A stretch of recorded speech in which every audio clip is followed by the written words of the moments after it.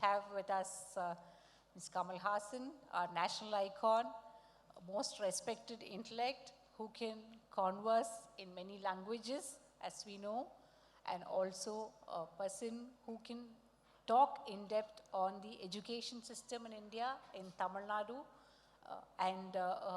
his learning is all an experience for us, which we are going to hear now. And we have with us Dr. Anbil Mahesh Poyyamozhi, our school education minister, who has been into coming out with many schemes, many welfare schemes for the welfare of the students of Tamil Nadu, which has always been successful. One of the schemes that I will start with is like the school dropout ratio has actually come down. The Tamil Nadu government had launched a special scheme to bring all the students back into the school after the COVID period. There were a lot of dropouts. So there was a special scheme called Illam Thedi Kalvi, and then there were special teachers assigned to bring them back to the schools. So I'm going to start the session with that. And my question to Mr. Anbil Mahesh Poyyamozhi, our minister, is how did you actually come up with this scheme? What made you come up with this scheme?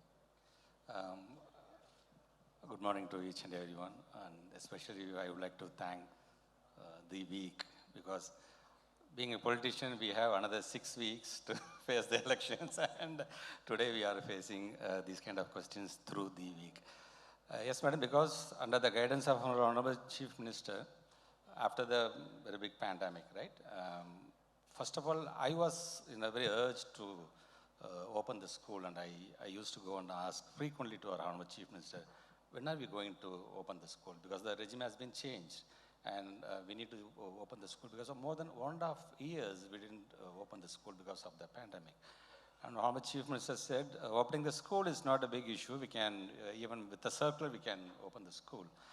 But the thing is, like, what is the solution like you are going to give for the gap that has been made for almost 1.5 years? Then he said, go sit with your bureaucrats, come with some solutions. We will sit and discuss. Then we sat with all the bureaucrats, and from that, we said, like, there is a scheme like we can implement. It's education at the doorstep, which is Illam Thedi Kalvi. Then he modified some of the ideas what we said.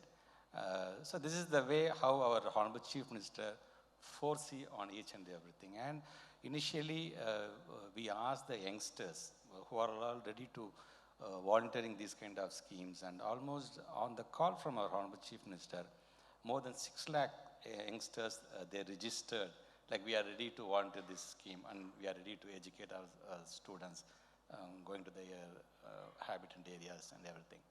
And initially, we need only 1,76,000 volunteers, and we trained almost more than 34 lakh students. Like almost we implemented the scheme, and the gaps, I said, no, now it has been reduced, and even university from California and university from other countries, they said, this is a very good scheme. I think our recommendation is each and every state in India should follow this Illam Thedi Kalvi. And almost the gap like we filled is more than 60%, I will say. Thank you for that, sir. From there, I'm taking the question to you. You are often cited as the ultimate success story of a school dropout who reached the pinnacle of intellectual and artistic life. So you are one of the strongest advocates of education and universal education. So what do you have to say? We have always heard stories of school dropouts being successful, but that is not the case. But why do you advocate universal education, and why do you think that is necessary? Good morning, everybody. While I advocate education, because I know the importance of it, please let us not publicize the fact that high school dropouts are successful, because that's not true. I dropped out because of my personal choice. If you want to have a better example of an even bigger success than me, Kalaignar will do. Kalanga didn't cross his third standard. I'm 5 years more educated than Kalanga. Does that matter? I think the education that you seek must reach you. That is education according to me, which means the student should have a choice. And that's where we are heading. Don't think we are bragging about how ahead we are. We want to go even further. We are all advocates for that kind of education, which is not about making clerks. It's not about, we want thought leaders who will take India across the world, not a workforce for others to use, like Mr. Ford or Bates or anybody else, to just use a workforce. That's how American education was designed, because they wanted skilled labor. We want skill, we want education, and we want them to be all-rounded so that the choice of their life will suit their education. Or the choice of life should be the first choice, and education should be the second choice. What they want to be in life should be decided by the time the child is 8 or 9, and he's no more a child. He can decide. I know, I've been there. So that's where Tamil Nadu education is going, and it should go. We often talk as if we can change things overnight. Just because my friend, my brother is in power, I think I can twist his arm and make him do all the dreams that we were thinking of. But we know there are too many impediments. We are still in the concurrent list, and we don't like it. And we've been insisting why, and we've been proving why.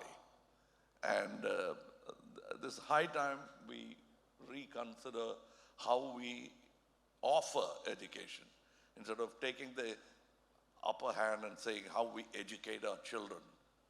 First, let's educate ourselves about our children and their needs. And then we can think of giving them the education they actually want. I'm one of those students who continue to be though I'm an extramural student of all universities, I still call myself a student, not out of humility, but out of need. I need to educate myself. I need to skill myself. And if you ask me what's the reason for whatever you call success, it's because I developed my skills. I went to many schools. The difference is these schools charge. My schools gave me some money to live on and also taught me. That is why I respect my mentors who taught me, because they also made me find my footing while I was learning. So that's why I respect the midday meal scheme, and we can give them a whole day meal also, as long as they can pursue their dream of knowledge, not just education. Have you given any suggestions or any kind of conversations that you have had with the minister in the recent days and with the chief minister in reforming the school education system in Tamil Nadu? Whenever we used to meet, Anna always talk about the education, and he always focus more on the rural students. So that is the point, like I would like to, and adding to Anand's previous answer, like our chief minister used to say, படிக்காத மேதை ஒருவரை காட்டுகிறேன் என்று சொன்னால் படித்த லட்சம் பேரை நாங்கள் காட்டுவோம், நீங்கள் சொல்லுங்கள், இதெல்லாம் நம்மளாம் படிச்சிடவே கூடாதுங்கிறதுக்கான சூழ்ச்சி வார்த்தை அப்படின்னு சொல்லுவார். I used to tell him that we should create an international quality school in every main city of Tamil Nadu, where, it's my dream, I don't know the legalities and difficulties that a government finds in instituting an idea. I think it should be an international level schools where all the IAS officers and the government workers' children get a fantastic rebate, and the rich should pay whatever they pay for any international school. But our people should get the best. And from the rural areas, we should get champions who will get scholarships in the school by the government. And I can tell you, it's not a promise, it's not an election campaign that I'm talking about. It's a 100-year plan that I'm talking about, that you'll see the results in a quarter century where Tamil Nadu and India will be, if we can push education to this direction, where the faculties are much more than what we can offer them now for lesser money. Money shouldn't matter. But are we actually moving towards reforms in the Tamil Nadu school education system? But do you think there was a rigid system earlier which is now turning more comfortable for the students? And would you suggest more ways for the education system to not to be rigid and make people, students come to school? Nobody likes anything rigid, especially if they're personally using it. Clothes, anything, even the way, the menu that we get shouldn't tell us what we should eat. I have no beef. No, my question is the system... I mean the colloquial beef I'm talking about. Is the system becoming more human and more effective these days? We should. It is not becoming. But there always been, if we take 2 steps forward, there'll be 1 step regression. So we're actually doing only half of what we can. So we should push forward. On all impediments should be talked to and allayed. Just moved out of the way. It's an unnecessary traffic jam that we should, especially in education. Can we ask him if there is unnecessary traffic jam in education? Oh, he'll tell you 1,000 things and he won't tell you 2,000 things. He can't. See, being a government, we are very clear on what kind of education we need to give to the students, right? Being our education department, previously it is the education is how we are going to answer. Now, the way how we had the education system previously, even now it is there, but I'm just having some of the aspirants and myself. But now what we are doing is we are searching for the answers in the book, we are memorizing the information, and we are just repeating it in the examinations. Instead of that, in future, after we are entering into a world called AI world, right? So in future, the challenge is going to be how my students are going to ask the questions, very sharp questions. The questioning skills is more important in future. We are looking on that one. That's why, based on the guidance of Honorable Chief Minister, we introduced TN Spark scheme, one of the scheme. And because right now we have answers in our cell phone, we have answers in our computer, we have answers in our pocket. Instead of that, each and every concept should be understood by each and every student. So instead of writing 3 to 4 pages and getting full marks, let them write it in the 4 sentences and get the full marks. So that understanding method, we are focusing more on our education system. Yeah, I do agree with him. Rather than learning by rote, perceiving is more important. So then you understand it rather than reading it or studying it. I just want to know, and there should be an answer to that question. But policymakers and parents insist that score is more important than learning. So how do we convince them actually? School is more important. Scoring is more important. The marks, output is more important. Then how do we convince them? That's do you think not there is going a to way change because now they tell me I escaped the marks. I've made my mark in my field. Now the position of marking has changed. Now it's about how many crores you can make. That's my mark now. So it's not about quality. It's not about how well I write my exam or what is my content. Nobody reads my article, but they just see what is my collection. So I still suffer the same order, the hegemony of pushing me towards something that I don't care about. What I care about is excellence, and what they care about is the end result, which is reduced to money. The end result of my art should be, my idea of art is to make the uncomfortable people comfortable with my art, and make the very comfortable people very uncomfortable with my art. So that's how I'd like to approach my art. Let me talk about my education and how I am using it to the best of my next generation. Yes, sir. So, could you tell me like how you're using it to the next generation? Like, you mentioned it now. It's already showing. My boys are shining. When I say my boys, I didn't teach them anything. They just hovered around me, watched, and they understood that perception is more important. And I don't say I have done it. I'm in the process.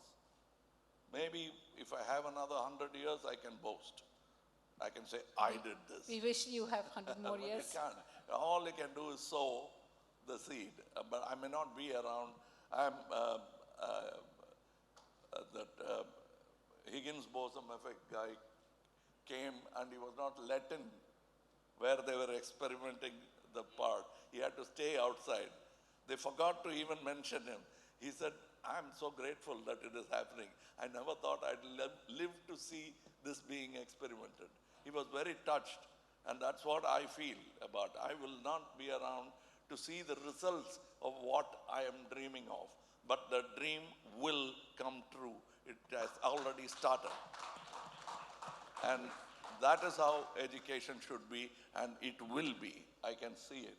You can see the difference. How is it that within 300 kilometers, children could be more intelligent? 400 kilometers, it increases. I always envied Kerala for that. How the hell did they manage it? 100% literacy. How is that possible? It is possible. And Tamil Nadu is proving it again. And we will go the same direction and compete with them. And it's a good competition rather than fighting every 5 years for seats that you're going to vacate anyway. So if I can take the question to the minister now, from where you stopped. You must. Yes. So, do you think what he advocates or what he says should be, what Mr. Kamal Haasan says should be implemented? Where do we, how do we convince our parents and the policy makers saying that your marks are not important and what you get from your books are not important, no bookish, rather than being the bookish knowledge, it can be learn the world over. But it has to be formal education. So how do we convince the parents? Yeah, we have already conveyed this kind of messages to our teachers, to our department. Like, yeah, sometimes marks is important, but apart from that, nowadays we are just entering into a competitive world. Nowadays, like, not only the marks is important, extracurricular, talent is very, very, very much important.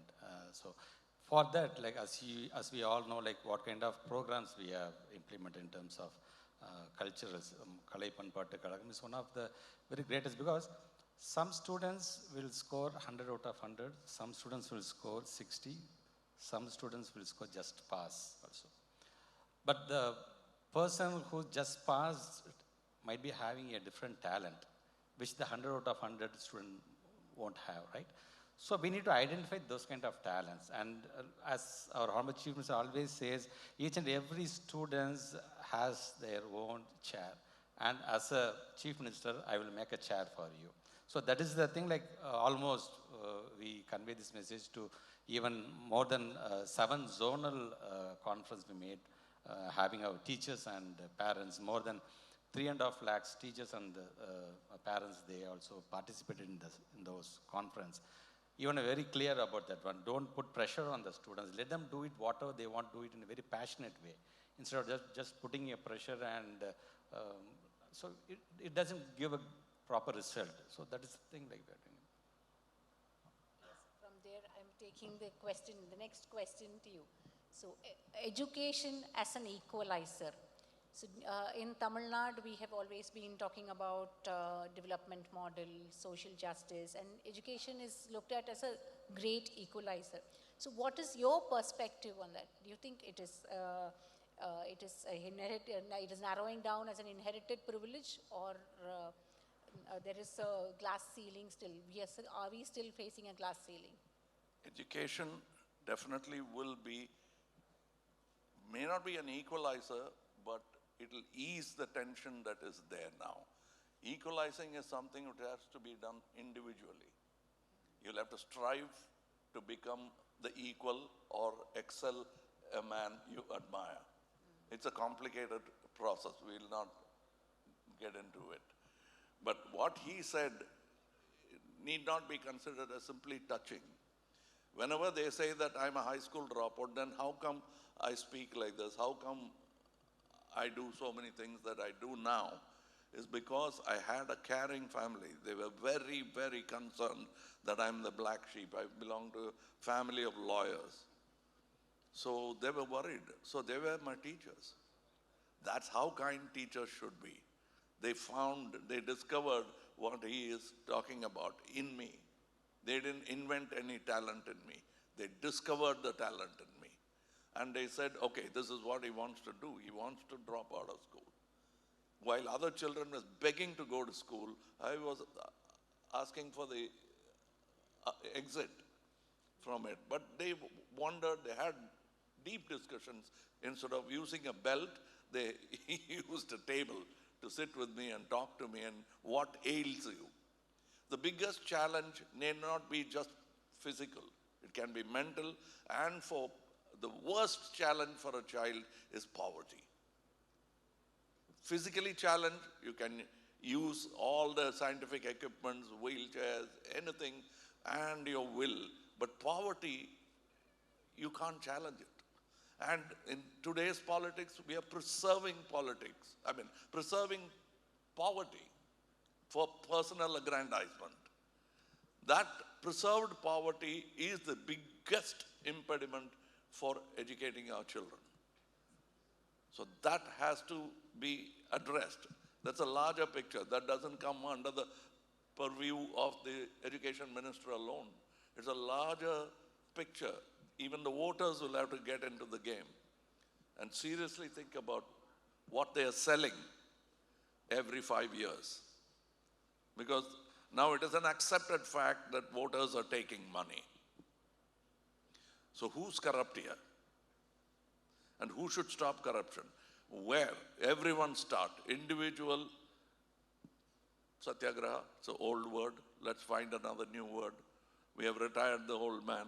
Let him stay where he is, but let us use his ideas. I think every individual should strive forward to what he thinks India should be. But not in contrast, because he thinks that India should be that way. No, it should be this way. We must have a dialogue.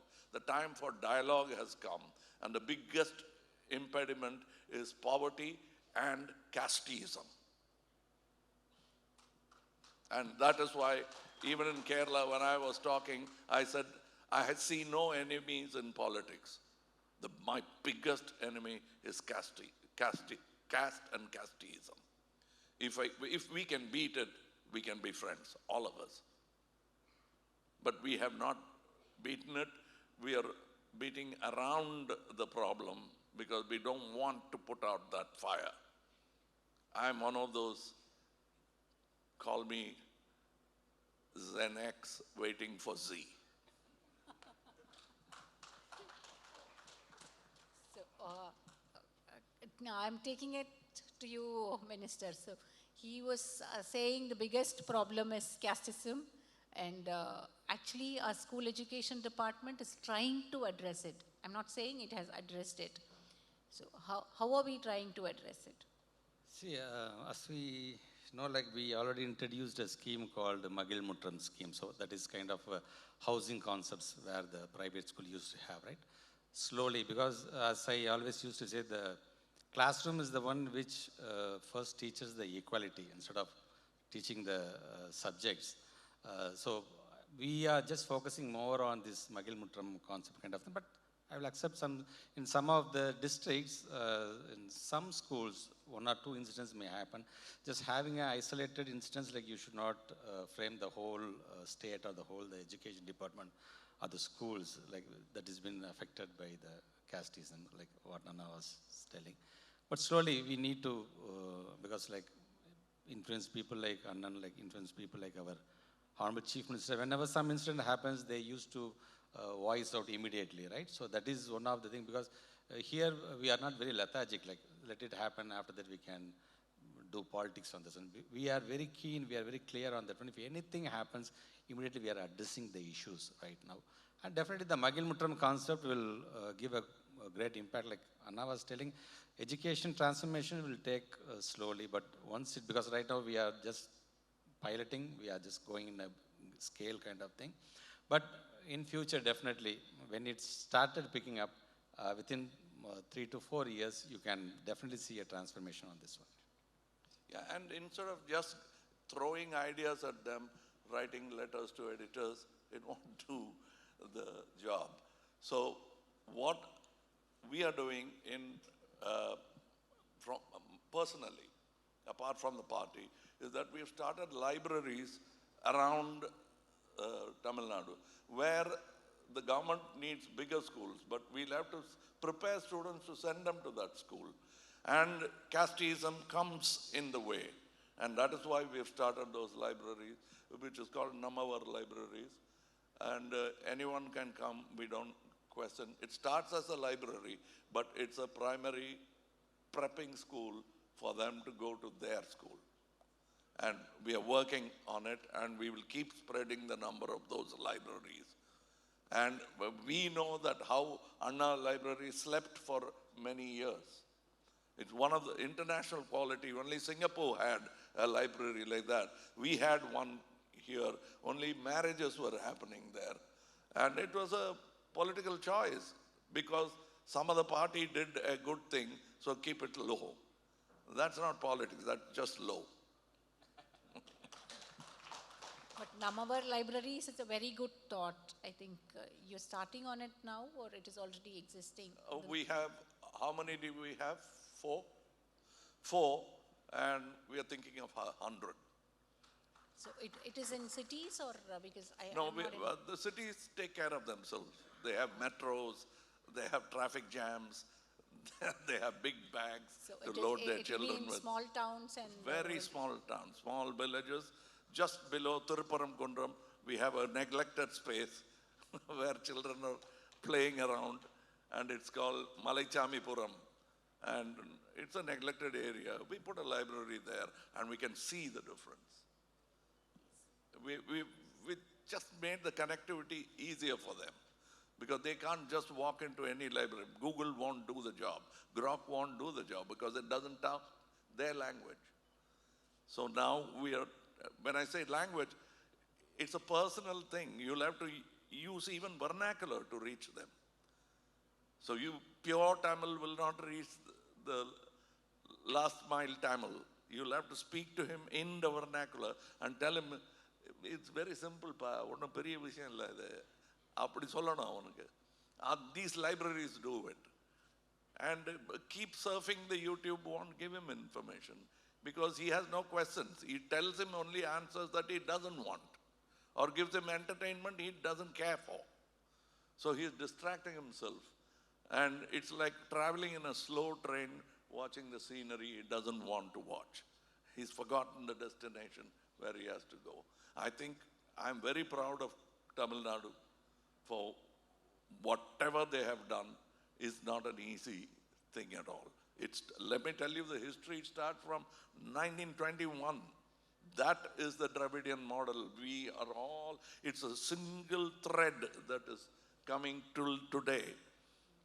In 1929, we had midday meal scheme in Chennai.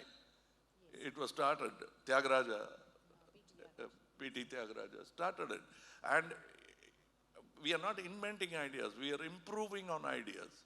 And this is the greatest improvement I have seen. And now we'll have not only wiser children, but physically taller children, because they were undernourished, unhealthy. They had liver problems, all sides of problems.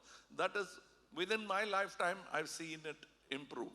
And it's going to improve further in much faster pace, at a much faster pace. And everybody can give an idea. What can you do to do it? If it is my one little paisa, then spend it on that. And that's what we are doing. And we are looking, and we don't have to beg. We just have to make people understand what we are doing, and we'll not run out of funds. Because we are not making this to aggrandize our needs. The children need very little, and we have not given it to them. And the time has come when we can all do it. And 10 பைசாக்கு சொர்க்கம்ங்கிறது கிடையவே கிடையாது. அது கோவில் வாசலில் கிடைக்கும் உங்களுக்கு. பிச்சைக்காரனுக்கு போட்டு போவீங்க, அங்கே சொர்க்கங்களுக்கு டிக் பண்ணிவிடுவாங்க உங்களுக்கு. இங்கே அப்படி இல்லை. இந்த 10 பைசா போட்டால் எங்கே போச்சுன்னு பார்க்கணும். அது ஸ்டூடெண்ட்டுக்கு போச்சா இல்லை வேற எவனாவது ரவுடி கிட்ட போச்சாங்கிறது செக் பண்ணிக்கிட்டே இருக்கணும். ஸோ நாங்கள் போடுற 10 பைசா will have to matter. Otherwise we can't just drop it and walk away. We'll have to manage that fund. Above all, we know why we brought the fund there. It is not for personal use. Once you think like that, we can solve the education problem. Not only the government, every individual citizen should take it as a responsibility. If we have to keep the street clean, it is not only the corporation workers who keep it clean. We have to. The other day I saw an old lady blocking a pedestrian walk. Somebody is driving a scooter, and a Kerala lady just puts her leg, this is for walking. She put her leg out like this and said, this is for walking, go back. And she's videoing him. So we have come to that time. So the responsibility of educating, keeping our city clean is ours. The government should help us. If it doesn't, we'll ask them. And you have another choice. If a government totally keeps ignoring you, change it. And you have the power. But can I add a bit of context to it? A library in Thiruparamkundram, I feel it is the need of the hour, because so much is happening one of the around. needs of the hour. It's one of the needs of the hour. I'm collecting from all sides. Everybody should give a hand. So this is my tumbler of milk into the pot. Yes, but to the minister, like we have been having libraries across Tamil Nadu, and in all the rural areas also, a lot of libraries have been developed in the past 5 years.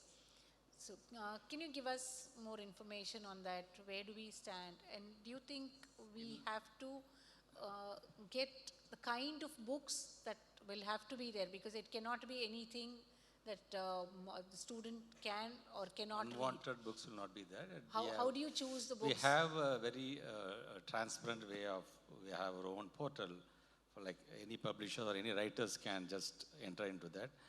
And we have a separate committee for that, like to choose which book, which title we need to, whether it is useful for my students, whether it will be useful for the young generations.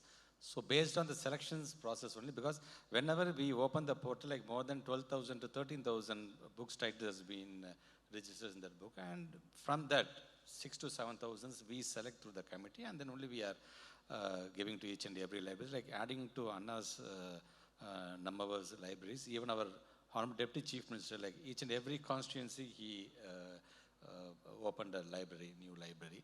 So that is the link between ourselves and Anna, I can tell, because the focus, he always talk about the knowledge, talks about the students' education, what way, because he used to ask me, sir, we have volunteers, if you want, you can just make use of them. They can just help some of the students in the rural areas. So kind of person he is. And in terms of library constructions, in more than 2010, Muthamnir Kalaignar, you know, he constructed Anna Nottandulagam Centennial Libraries. On his path, like our Honorable Chief Minister, he built a library in the name of Muthamnir Kalaignar.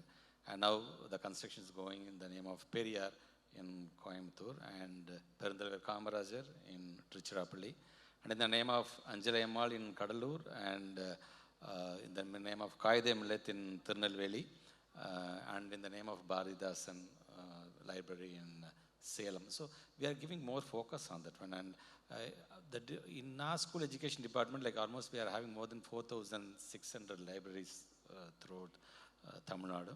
Apart from that, rural development department has more than 12,400 libraries. So this is another classroom, right? That's why Anna was telling. This is the place like where it is, and also to add to Anna's remarks on the noon meal also. Right now, our Honorable Chief Minister, historical achievement, he started giving the morning breakfast, right? It is not like we are addressing the hunger. It is like we are addressing the equality. We are addressing the dignity. We are giving the confidence to the students who are coming in the empty stomach. So that's why we always used to say like, if this is empty, this will be empty. So that is our Honorable Chief Minister's findings. And right now, every day, like more than 20 lakh students, they are coming to the schools to have the morning breakfast with the full confidence. Now they are focusing more on the studies. And one last question. You are been into AI, like you have spoken about immersing yourself into AI tools. When parents and teachers look at it, like if their jobs will go off or it will be very difficult for them, but you are seeing it as an expansion. So what do you have to say? Luddites will be Luddites. They'll be scared of any machine. They'll be scared of a car. They'll be scared of a scooter because they're worried about their bullocks. You know, that'll keep happening. And AI is a tool. It's an agent which we use. We are, as I told you, I'm a high school dropout. Who taught me this intelligence? Somebody did. So this is an artificial intelligence. Somebody has to teach it as well. It has a collection. Does library make a poet? No. The man who reads there becomes a poet. So that's what AI is. It's a collection of all human knowledge. What do you do with it? How do you impart it? How do you choose from it? The man who chooses from it is the best user of AI to his purpose. It's a tool. You give it to a sculptor, he'll sculpt a statue. You give it to a surgeon, he'll save a man or kill a man. We don't know. Depends on his skill. You give it to a warrior, he does nothing but kill. So it's the same tool. Sharp, effective. So AI should be carefully used. It's a very effective tool. And it should not go into personal aggrandizement only. It's a public utility tool. AI should be used for all public services. At least then we could see our whole machinery working transparently. At least you can see it. Whether you can stop the clockwork or not, we don't know. But we will definitely see it happening, and we will know how much of accessory we are to crimes committed within that machinery. Because without our help, corruption cannot happen. So stop shouting about corruption. Personally, do not indulge in it. And from there, inch by inch, it'll happen. It's a slow process. It has taken me 40 years to talk boldly like that. Because right opposite this building is a threatening building for other actors, but a friendly building for me. It's an income tax office. For those of you who do not know... That's where I started fighting my personal corruption. For those of you who do not know, opposite is the Ayakar Bhavan, the income tax office. It's not enough if you read the room. You must have a compass in your hand so that you know where's the income tax and where's my expense. And there's a the chasm is becoming bigger and bigger and bigger. We are the first one to shout against GST, but we see the water right above our head. Now we'll have to learn to swim or build a dam. I think the recent survivor was Arvind Kejriwal. Can I take the AI question to the minister also before we end this session? So you have signed a lot of MOUs with a lot of companies across the globe, particularly Microsoft, to bring AI into schools, particularly the government schools. So where do we stand, and why is that you got AI there? Do you think that is what is required now? And are we not late in bringing it? Definitely we Should are we not, have because thought of it before, earlier, even because 5, 10 years my before? friend Cecil is here from Microsoft. Like as we all know, Tamil Nadu is the first state which introduced the TEALS. Like we are the first state who signed the MOU with the Microsoft. Because I went to the headquarters directly, we had several meetings there with our friend, and we know like some other states they were in the competition, but as usual, our honorable chief minister immediately sent me, he gave me a green signal, and now we signed the MOU. And as a pilot project, we are doing in some of our schools. But in terms of yes, in future, like Kamal Anna was telling, we are going to enter into two kind of worlds. One is the real life, another is the AI, but we need to find the difference between which is the real life and which is AI kind of world. And definitely I will say AI cannot replace a human being. In terms of education, if you say one human being standing in front of the students and delivering the subjects or finding each and every students how they are focusing more on the classes kind of thing, a technology can't do. But here I will say, we are very clear, Tamil Nadu government is very keen on building the human capability, because human capability is the one which will survive any kind of technological shift, right? So we are focusing more on that one. That's why whenever people used to say whether Tamil Nadu is a job-ready state, like we used to say, like we won't say it's a job-ready state. We used to say we are building the future-ready humans, right? So that is more important right now. So that's why I say AI is definitely technology is needed.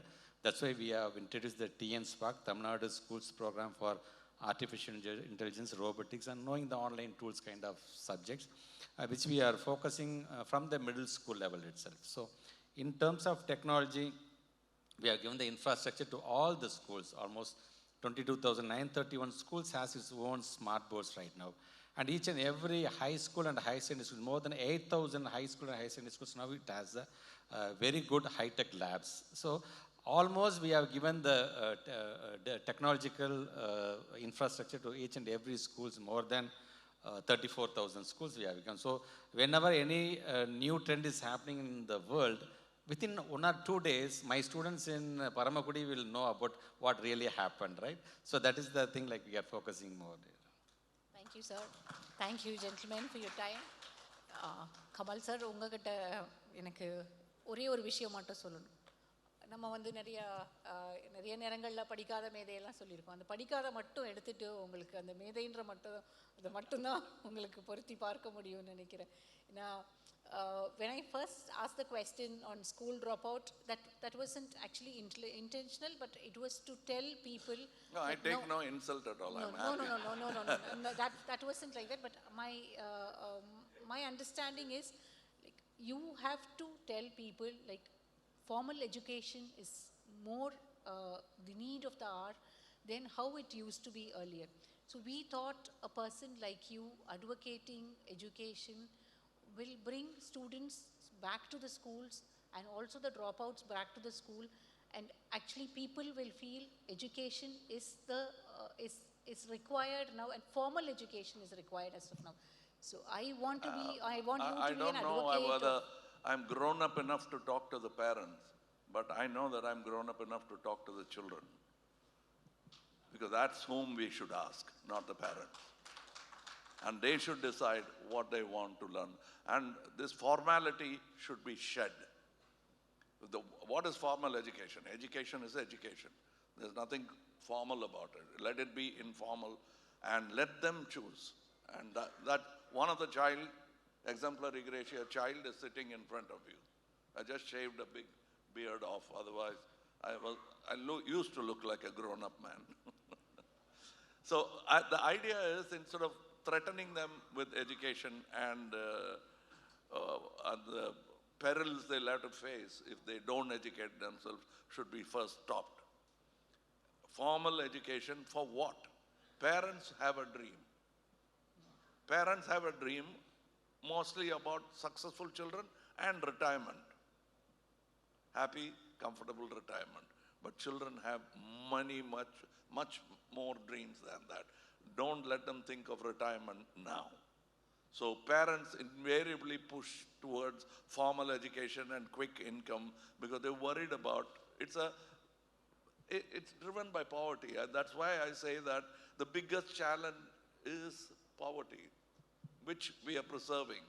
Once we stop preserving that, even the parents will be a little more relaxed. If I die, state will take care of my children. If that attitude comes to a parent, he won't compel or pressurize his child so much. That's what I can say as a child who benefited from loving parents who let me do what I wanted to do.